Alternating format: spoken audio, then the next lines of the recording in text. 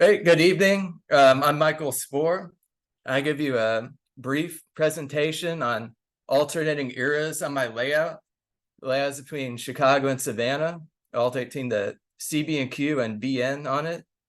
This page, you can see a photo of one of the layout locations in Oregon, Illinois. See the CB&Q version in 1958, then the BN version in 1994.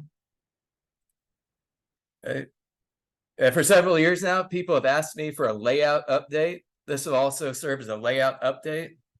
This one of the things for the changing eras that I wanted is for someone to not only operate in the different eras, but to actually feel like they are in those eras themselves. I'll get into that later.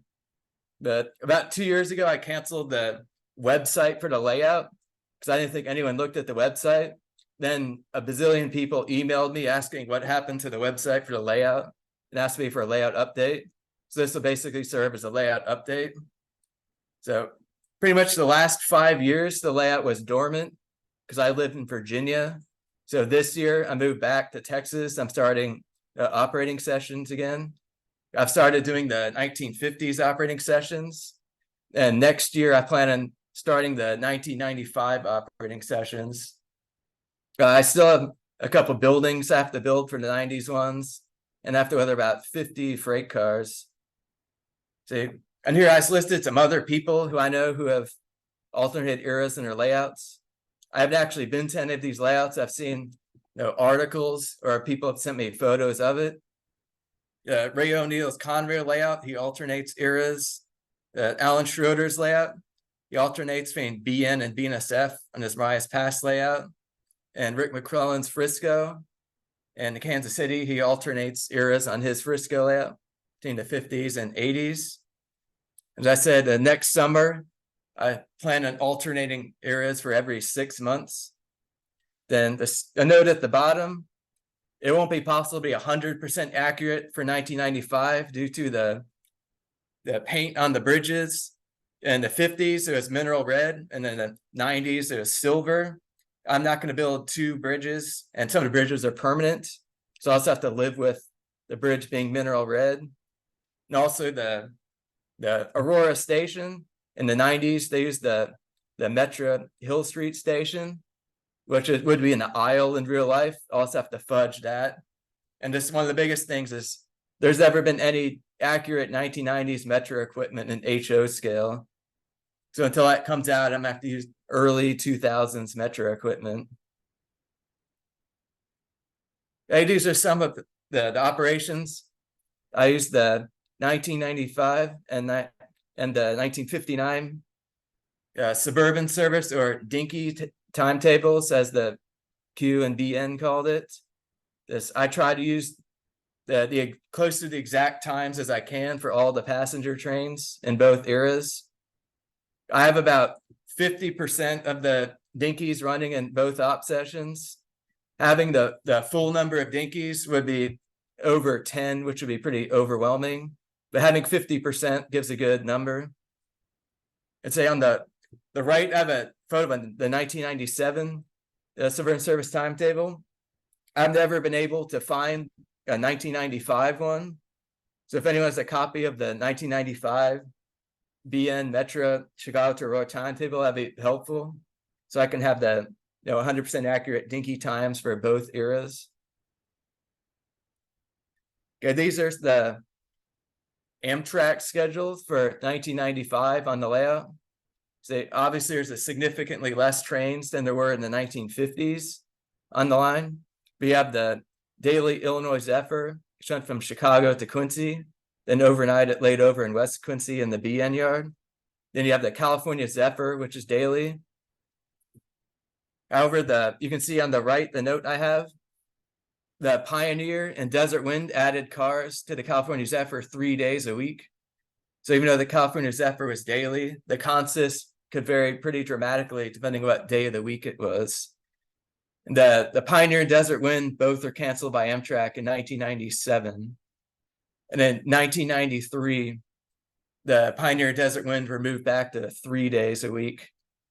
So I plan on modeling the shorter consist, because the full ones with the CZ Pioneer Desert Wind, those consists are extremely lengthy. On here, you can see I model the layout will cover Chicago and Naperville, and the Plano and beyond is in staging. These are the timetables to base the operations off of. The left is the CB&Q employee timetable for 1959.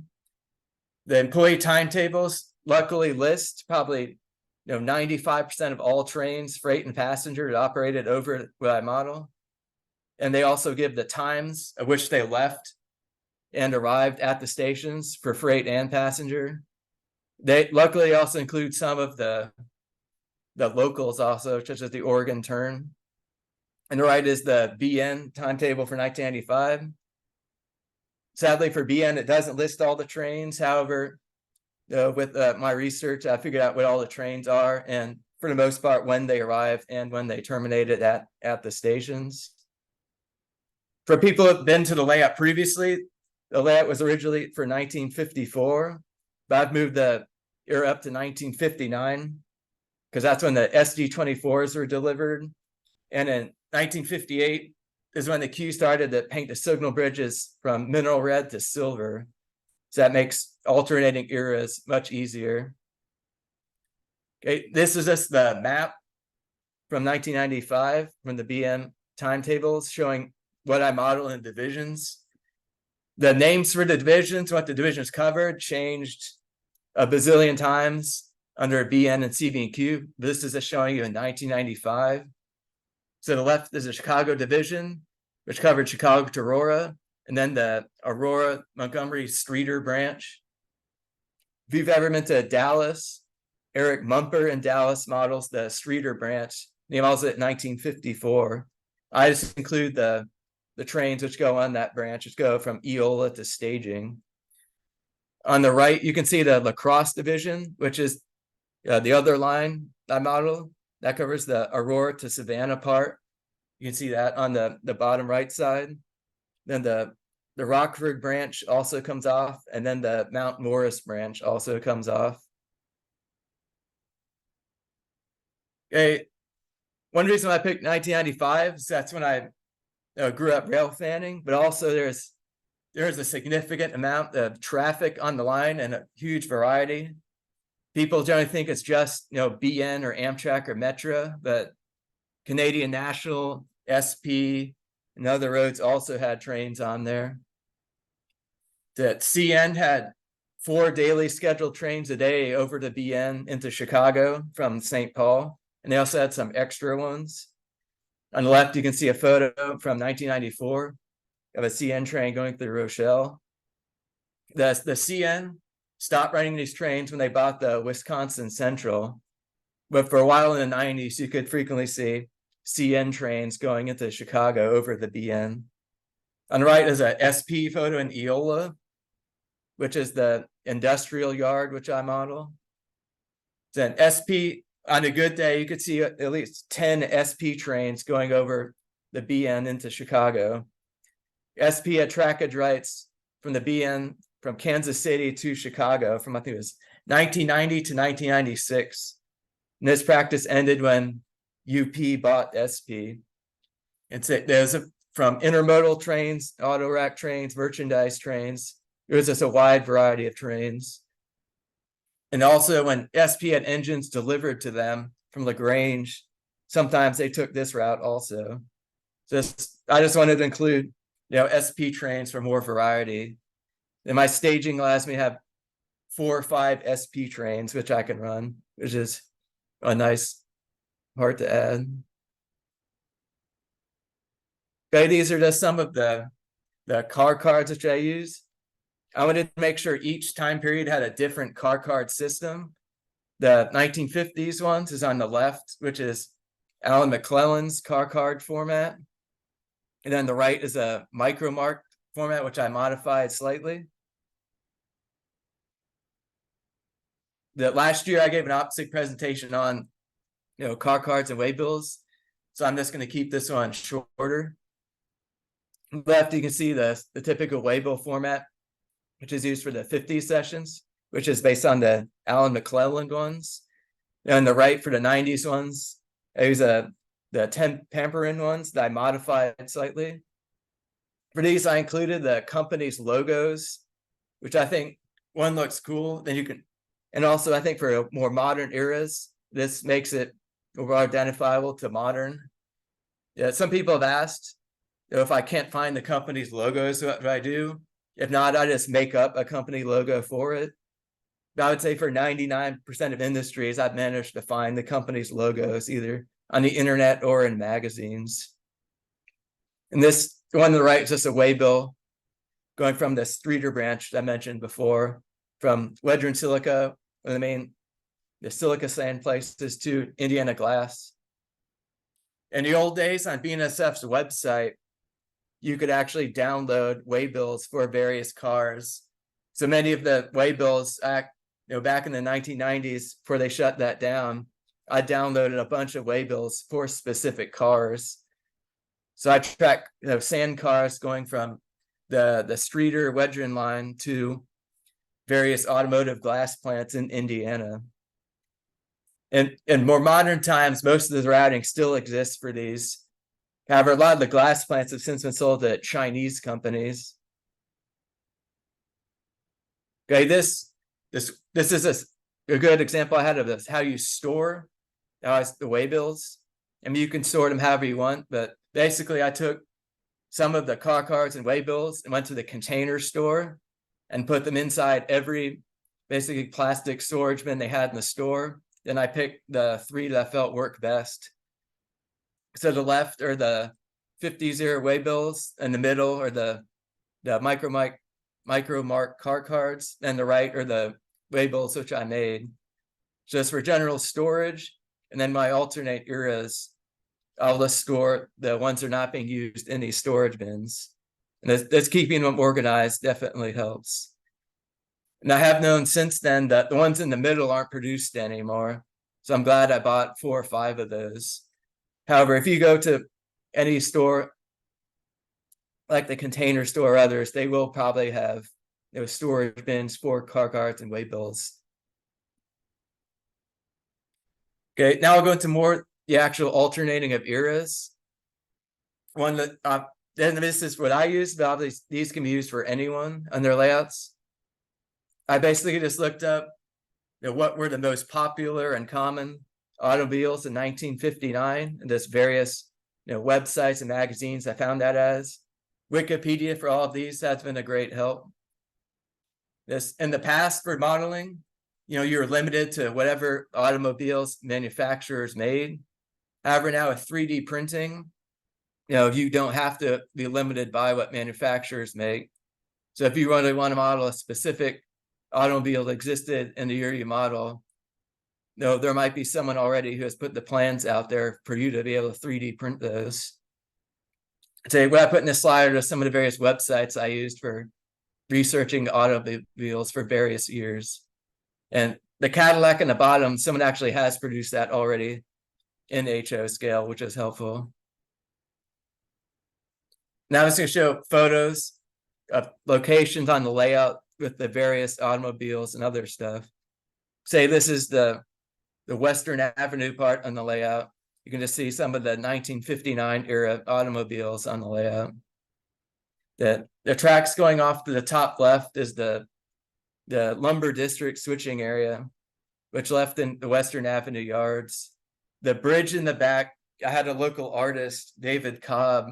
I gave him prototype photos of the bridge over Western Avenue, and he painted it on there, which is nice. The Western Avenue switching area, which goes down to the lumber district and Kedzie areas, BNSF still switches that today. However, last time I looked, there are only 3 industries left in that area. Where in the 1990s, there are still dozens of industries in that area. The biggest industry in the area is the Commonwealth Edison plant, which isn't rail served anymore, but it's a very noticeable landmark in that area. So next is using the 1995 cars. I use the same methods, just searching magazines or the internet for what the most popular, most cool cars were from that era. Luckily, I actually had a bunch of car and driver magazines at home still from the 90s. So I use these because on YouTube, there are endless videos for car commercials from the 1990s and also magazines still. So basically, I looked at what were some of the most common cars from that year. And as others, Wikipedia is extremely helpful for that. You can go to Wikipedia pages, which give you all the top selling cars by locations, which is helpful. This is the same scene in the layout, except the 1995 version. You can see I replaced some of the automobiles at the 90s ones. Now, obviously, in modern times, I can still reuse some of the earlier cars. So that lumber truck, they're going to the lumber plant. I'm just going to reuse that one and reuse some of them. Now, obviously, in the 90s, there are people who drove classic cars. So you can reuse automobiles if you want to. This is just showing one of the SP run-through trains that ran on BN, and then a Metra dinky going into Chicago. So they ran push-pull, so that's why the engine is facing that way. Another way to this show to alternate eras is to make the scene recognizable for the year. So if you walk in, you can see billboards from the specific year and you immediately recognize, oh, this is 1959, or oh, this is 1976 or 1995. I thought this was a cool way to do that. I didn't like the generic billboards that Walters gives you or other companies, so I made my own. I just looked up some of the most popular movies from the year I model and popular advertisements. And also, people have probably seen all of these movies. You see, the bottom right, I think I got that from National Geographic, with the Hertz advertisement from 1959. Then I just scaled these to the same size as the Walters billboard. Say this, I think this is better using the generic ones they give you, because Operation Petticoat, Ben-Hur, those are some of my favorite movies. So why wouldn't I just make a billboard for those specific years? And I said they're recognizable for the year you specifically model. Here it is. I have the 1959 billboards on top of the buildings. I use some with movie posters. I also use advertisements, which are common in that time period. And these are some of the, you see the SD24s in the photo, which are delivered to the Q in 1959, which were the first Chinese red engines delivered to the Q. This list could have 1995 billboards. I just looked up on the internet or magazines as common billboards and posters and TV advertisements for 1995. The top right was a poster for a Beastie Boys concert in Chicago in 1995. So I'd make it the scene recognizable for the year and the specific location. The bottom right was a Ford Mustang advertisement, which I saw, which was in 1995. And the left side are two TV shows which were popular in 1995. I remember every Tuesday night I would watch Home Improvement and NYPD Blue. So I just found movie or TV posters for those shows from that specific year. And then I created on the right of that, the watch on Tuesday night, and then the ABC 7 Chicago logo. So if you do a billboard like that, it'll make it recognizable for the year and the specific location which you model. And many TV stations have used the same logos for decades. But on the internet, you can easily find the logo for whatever year you model. But I just think that's just an additional way, just making, instead of having generic advertisements, just have one specific for the year you model and the specific city you model. Just make your layout more accurate. And also, these are just some common advertisements for 1995. And on the left are some of the more popular movies from 1995. So remember that Taco Bell introduced the double decker in 1995, and they had a famous commercial with Shaquille O'Neal and Hakeem Olajuwon. In the mid 90s was when the Budweiser frog commercials were popular. And then Zima was a drink which is popular in the mid 90s and disappeared later. But if you have a Zima ad or the Budweiser ad, that'll make your layout immediately recognizable for the mid-90s. This is just the same scene as before, but having 1990s billboards. So you have the GoldenEye movie poster, which makes it for 1995. And you see the automobile and then the NYPD blue one on top of the building. Since this, I painted the top part of the billboard silver instead of that green, which makes it more accurate for the 90s. And I just thought this is a good way of reinforcing what specific year you model, and then not using the generic ones that Walters or other companies gives you. So obviously, besides rolling stock, you can add other things that will allow you to change your era and do so in a more accurate manner. This is another way if you want to change eras on your layout. And I've also seen you can change locations on your layout, is to change the names on buildings. One way, which I did this, is to make magnetic signs for the industries themselves and to swap them out. On the left, you can see I bought on eBay. It's magnetic printer paper.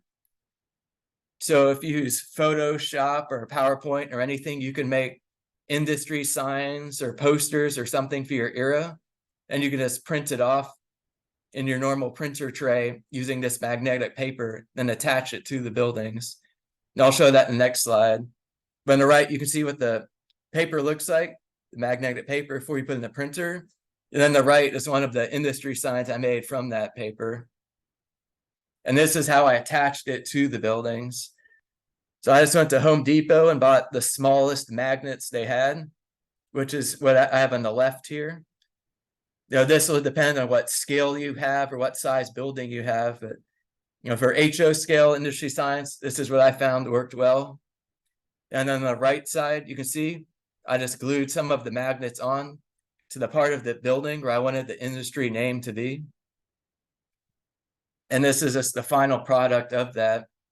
So on the left, you can see the 1950s industry name, which is Chicago Cold Storage. And the right was the 1990s name, which is Frozen Assets Cold Storage.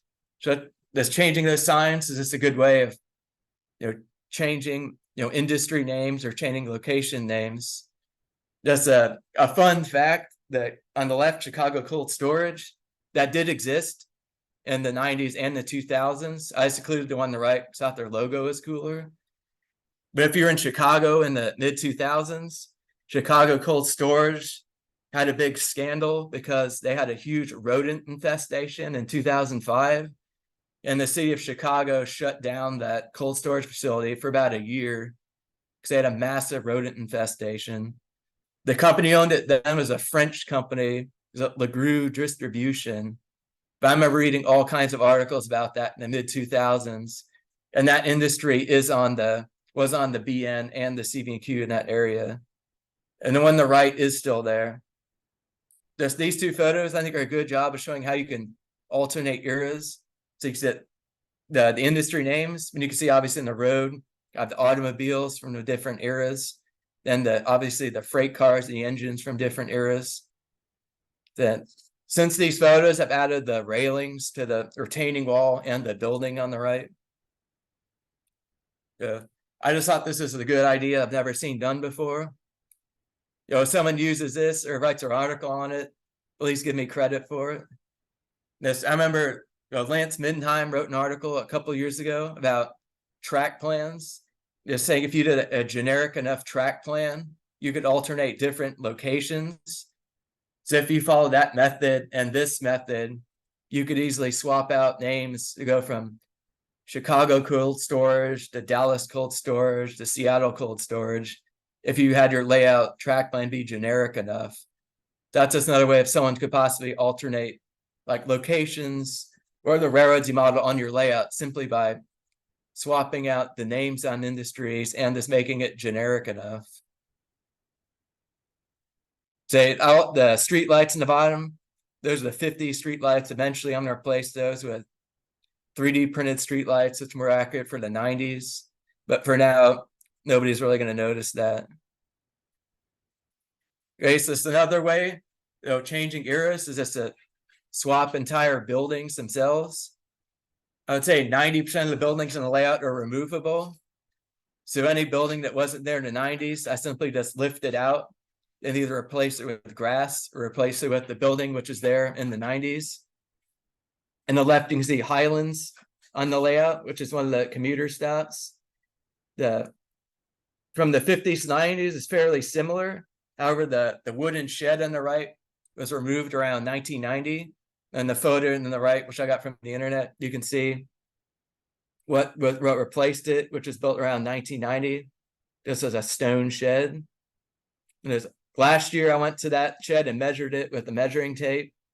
People looked at me like I was some weirdo, but I managed to get the measurements of pretty much every square inch of that building. So I'm in the process of building that now.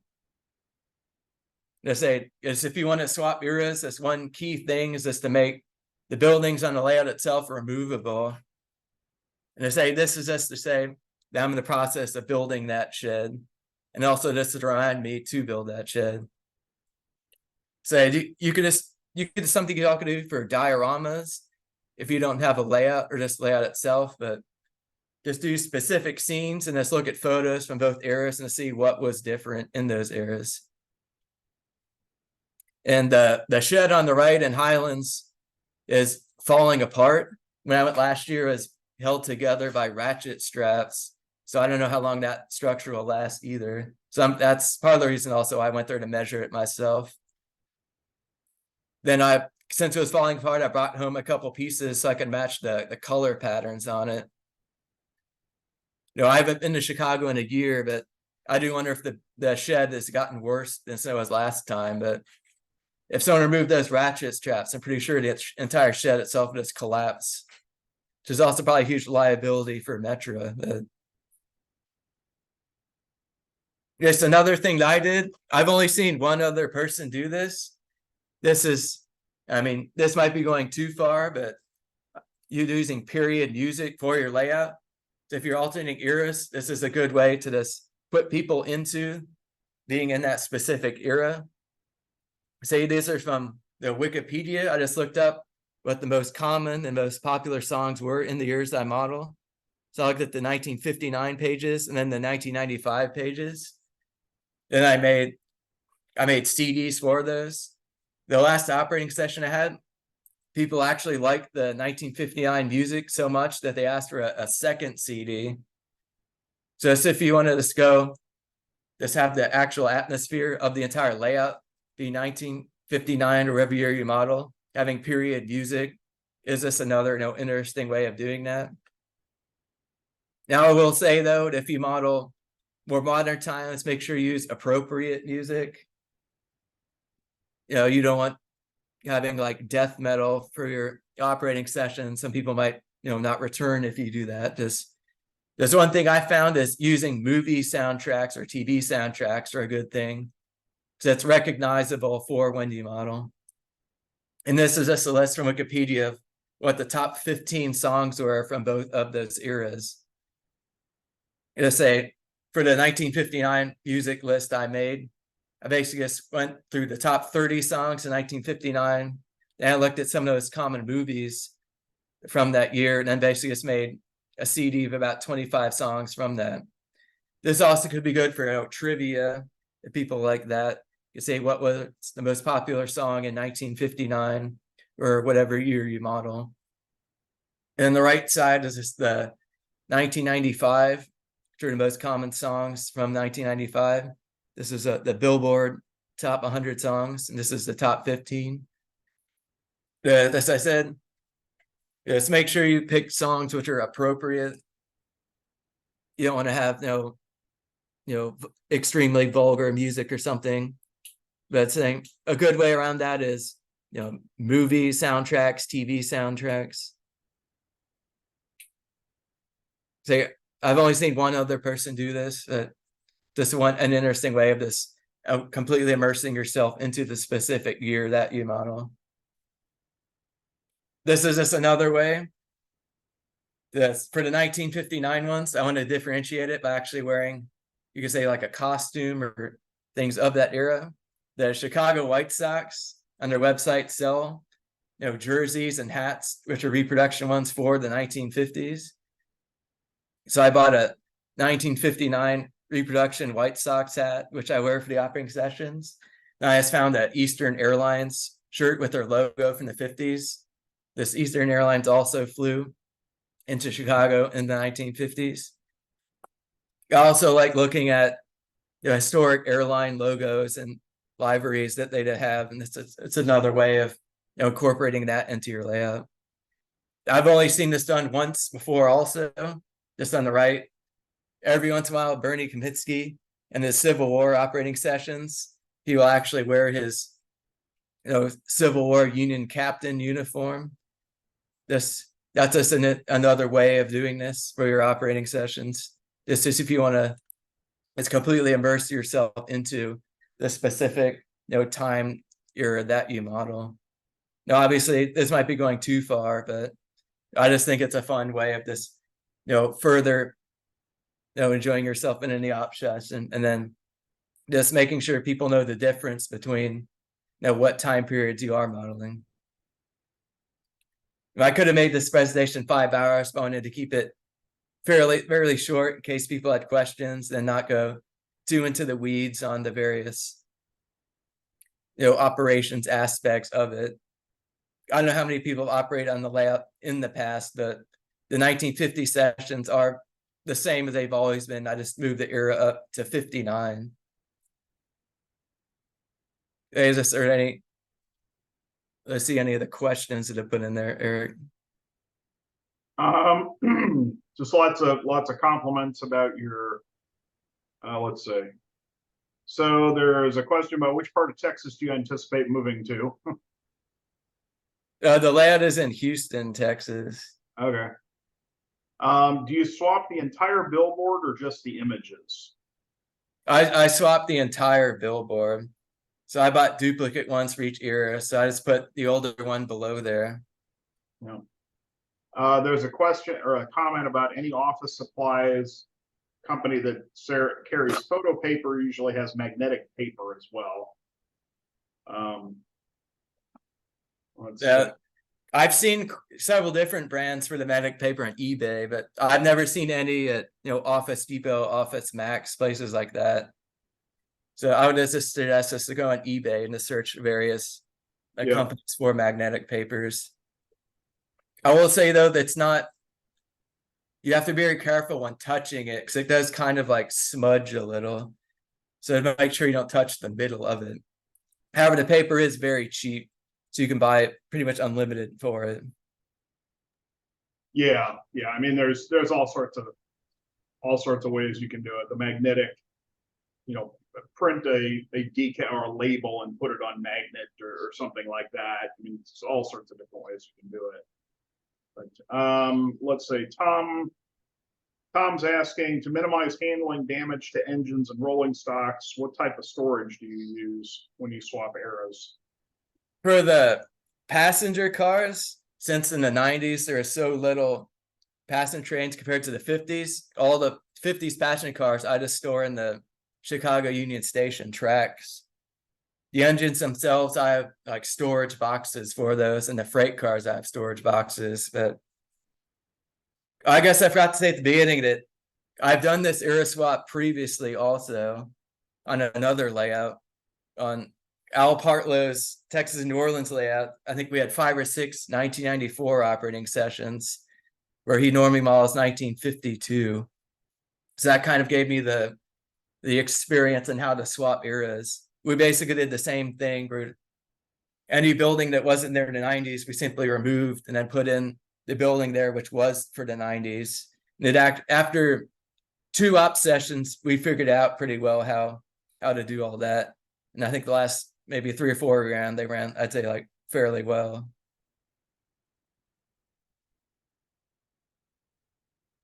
Office Depot shows magnet sheets in stock and magnetic business cards. Oh yeah, you could use those for smaller labels. There's a comment about, have you thought about hanging calendars around the layout room, 1959 and 95 respectively? I have the CB&Q 1959 calendars, and I have BN, BNSF, and Amtrak ones for 1995, 1996, and 1997.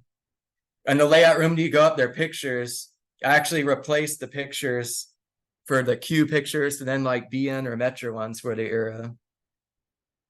On eBay, I'm actually surprised how often you could find calendars for various railroads in various years.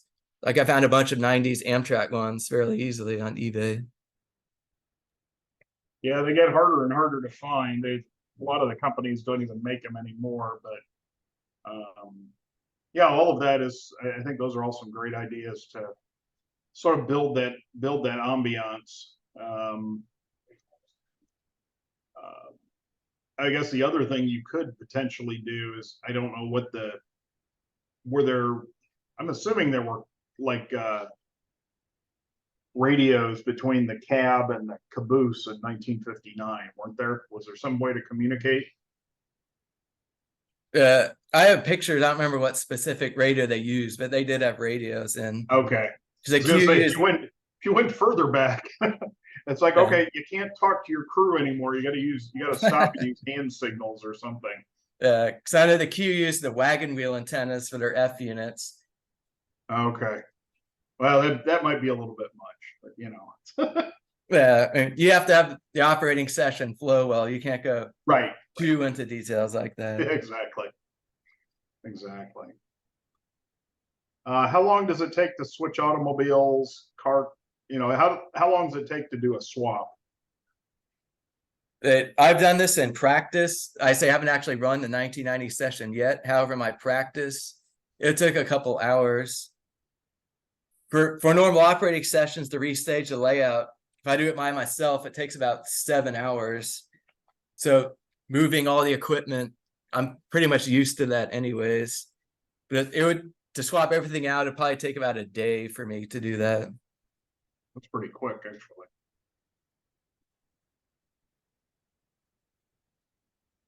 All right. I think that's it for the questions. So I want to thank you for presenting, Michael. This is certainly a interesting. If you've got favorite eras and want to be able to run them both, I know there was a club here in town that would alternate between like transit, basically your era and modern, and so they actually had all of the cars sitting on the layout. I don't know if they're still doing that. This was a few years ago, but I think they were doing it. But and it was just a matter of swapping motive power out. So, but otherwise, everything has to be a heritage unit. So, all right. Yeah, there's a bunch of comments in here. The Saffron Walden Model Railroad on YouTube is a World War II British layout with background sound effects added. Oh, I'm not sure what that. Never mind. See if there's any other comments here. Yeah, like I said, if you either that or build a really big staging yard to put all the trains in when you're not running them, but that needs extra space. So, all righty. Well, Michael, thanks so much for presenting. We appreciate it. I'm gonna go ahead and stop the recording.